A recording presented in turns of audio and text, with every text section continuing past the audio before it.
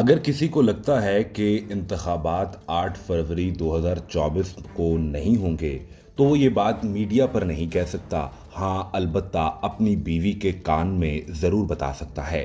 یہ حکم chief justice قاضی فائز عیسیٰ کا ہے، جسے ماننے سے سینئر صحافی حامد میر نے انکار کر دیا ہے۔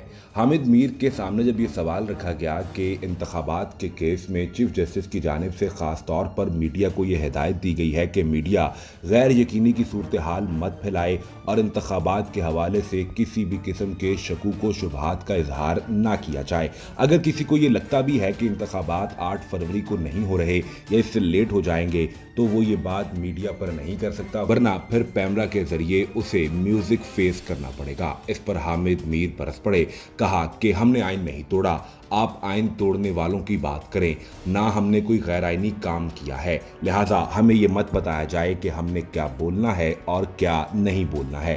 میڈیا نے تو اس وقت بھی کہا تھا کہ پنجاب اور کے پی میں اسمبلی ٹوٹنے کے بعد 90 روز میں انتخابات ہونے چاہیے، جس کا حکم اسی سپریم کورٹ نے بھی دیا اور یہ آئین کے مطابق تھا، لیکن انتخابات نہ ہو سکے۔ تو جس نے اس وقت انتخابات نہ کروا کر آئین کی خلاف ورزی کی تھی، آپ اس سے سوال کیوں نہیں پوچھتے اور اسے کٹہرے میں کھڑا کیوں نہیں کرتے؟ اس کے بعد حامد میر نے کہا کہ اگر آپ قومی اسمبلی کی بات کریں تو قومی اسمبلی ٹوٹنے کے بعد 6 نومبر کو صدر نے انتخابات کی تاریخ دے دی تھی۔ انتخابات تاریخ کے مطابق 6 نومبر کو ہی ہونے تھے۔